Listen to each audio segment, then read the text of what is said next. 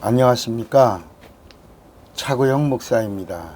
오늘은 구원의 시각에 대하여 라는 제목으로 말씀을 나눌 때 큰 은혜가 되시기를 바랍니다. 인간의 죄 문제는 인간의 노력이나 인간의 공로나 인간의 어떤 힘이 아닌 전적인 하나님의 은혜로만 죄 문제가 해결될 수가 있는 겁니다. 그래서 성경은 뭐라고 말씀하냐면 구원은 하나님의 선물이며 하나님의 전적 은혜라고 에베소 2장 8절에 말씀합니다. 너희가 그 은혜를 인하여 믿음으로 말미암아 구원을 얻었나니 이것이 너희에게서 난 것이 아니요 하나님의 선물이라. 이제까지 우리는 죄의 시작을 인간인 아담으로부터 시작했습니다. 이것은 인본주의의 시각입니다. 인본주의는 인간 중심입니다. 인간 중심에서 보는 죄의 시작은 아담에서부터 출발합니다. 그러나 신본주의는 인간에게서 출발하지 않습니다. 아담에게서 출발하지 않고 죄의 출발을 마귀에게서부터 출발하는 것이 신본주의입니다. 그러니까 인본주의에서는 아담의 불순종을 죄의 출발점으로 봅니다. 이런 인본주의에서 보는 죄관이나 구원론은 인간 중심일 수밖에 없습니다. 인간의 범죄 이후에 찾아온 죄와 사망을 위하여 하나님이 사후 수습하시는 이 구원론이 바로 인본주의의 구원론입니다.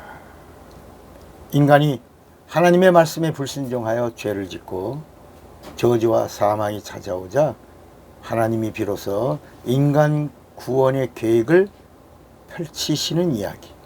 이게 바로 인본주의 시각입니다. 예수의 오심과 예수의 죽으심과 예수의 부활하심으로 인간을 은혜와 사랑으로 구원하신다. 이렇게 인본주의의 구원론은 철저하게 인간 중심적 구원을 말하고 있습니다. 다시 말하면 인간이 지은 범죄를 수습하시려고 하나님의 아들이 세상에 오셨고 그가 피 흘려 죽으시고 죄 지은 인간의 죄를 구원하시는 겁니다. 그리고 예수는 이렇게 인간의 죄를 구원하신 구세주가 되십니다. 그러나 신본주의의 구원론은 예수를 구세주 하나님으로 고백하지만 인본주의하고 다른 것은 구원의 주체가 인간이 아니라 하나님이시라는 겁니다. 그러니까 신본주의 구원론에서는 인간은 하나님이 쓰시는 전적인 도구일 뿐입니다. 인본주의 구원론에서는 하나님을 주체로 말하는 듯 하지만 인간의 도구가 하나님입니다. 인간이 하나님을 구원의 도구로 사용하는 이야기, 이것이 인본주의의 구원론 이야기입니다. 하나님의 아들 예수는 인간의 구원을 위해서 이 세상에 오셔야만 했고 오셔서 죽으시고 인간을 구원하는 일을 다 완성하셨습니다. 그리고 죽음에서 부활하시고 승천하셔서 하늘나라 영광의 보좌에 앉아 계신 분으로 그렇게 말합니다. 또 그렇게 우리가 믿고 있죠. 그죠? 그러니까 인본주의 구원론을 갖고 있는 자의 기도도 당연히 어떤 기도겠어요? 인본주의의 기도일 수밖에 없는 겁니다. 하나님이 인간의 죄를 구원하려 하시려고 오셔서 인간을 위하여 죽으시고 인간을 위하여 부활하시고 생명과 영생을 주신 것처럼 인간이 기도하면 하나님은 반드시 응답을 해주시는 하나님으로 이렇게 우리가 알고 고백하고 있죠. 그러니까 응답을 안 해주시면 하나님 망신이에요. 그죠? 하나님의 자녀가 기도하는데 하나님이 자녀의 기도를 안 들으신다? 하나님 망신. 하나님 자녀의 망신. 갑오시기 망신, 몽땅 망신 이렇게 되는 겁니다. 그러니까 하나님의 자녀는 항상 잘 되어야 되고 하나님은 하나님의 자녀들의 성공을 도우시고 그리고 지켜보시는 그런 존재로 하나님을 우리가 인식합니다.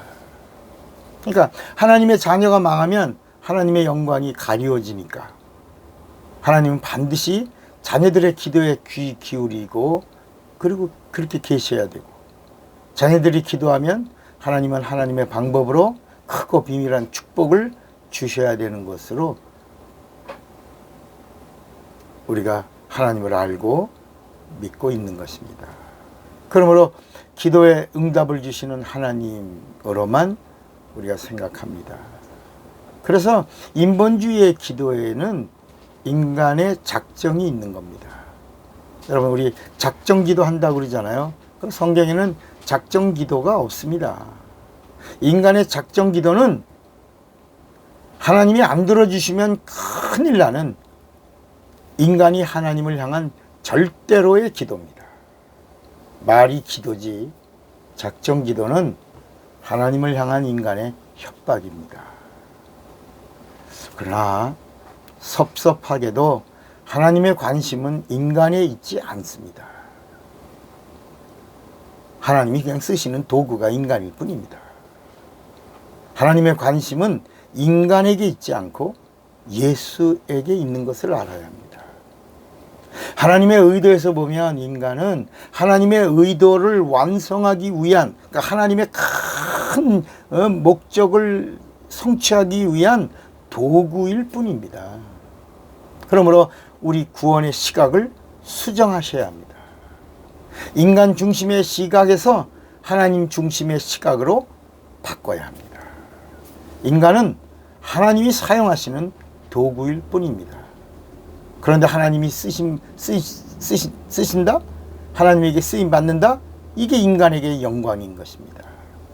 하나님께 붙잡혀 쓰임 받았는데 아무런 보상이 없다? 그래도 할 수 없는 겁니다. 그래도 하나님께 발견된 그 자체만으로도 영광입니다. 인간에게는 불평이나 원망이 있을 수 없습니다. 구원을 안 주셔도 영생을 안 주셔도 우리 인간은 왈가불가할 것이 없는 피조물입니다. 여러분 우리가 종을 사용하는데 종은 부리는 것이지 종에게 그 요구를 뭐 다 들어주고 그러는 것이 아니죠.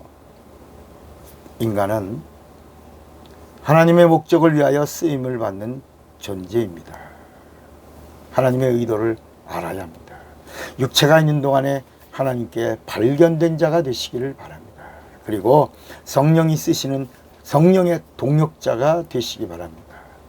신본주의의 구원에서는 죄의 아비가 인간이 아니고 마귀입니다. 마귀는 하나님을 반역한 자입니다. 하나님을 반역한 자는 하나님의 원수입니다. 하나님은 원수를 심판하시고 진멸할 계획을 세우셨습니다. 하나님의 원수를 진멸하실 하나님의 계획 속에 들어가 있는 것이 바로 천지창조와 인간창조인 것입니다. 하나님의 원수는 예수 믿는 자의 원수입니다. 하나님의 원수는 우리의 원수입니다. 그래서 우리가 마귀를 대적하는 거고 그리고 싸우는 영적 싸움을 하는 겁니다. 고린도전서 3장 9절에도 우리는 하나님의 동역자들이여 너희는 하나님의 밭이여 하나님의 집이라 그랬습니다. 마가복음 16장 20절에도 제자들이 두루 나가 전파할세 주께서 함께 역사하사 그 따르는 표적으로 말씀을 확실히 증거하시니라 그랬습니다. 사도행전 1장 8절에도 오직 성령이 너희에게 임하시면 너희가 권능을 받고 예루살렘과 온 유대와 사마리아와 땅끝까지 이르러 나의 증인이 되리라 하셨습니다. 구원의 시각을 신본주의로 바꾸시면 하나님의 의도가 보이고 하나님의 의도가 보이면 하나님에게 발견되고 하나님에게 발견되면 하나님이 쓰시는 겁니다. 참외가 자기가 노랗게 익고 있다고 농부가 지날 때마다 나 잘 익었어요 하고 참외가 펄떡펄떡 뛰면 나 좀 봐주세요 하고 참외가 벌떡벌떡 뛰면 골마 터집니다.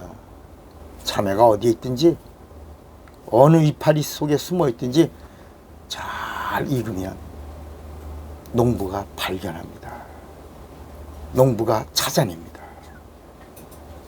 우리의 각도를 바꾸는 자가 되시기를 바랍니다. 차고영 목사입니다.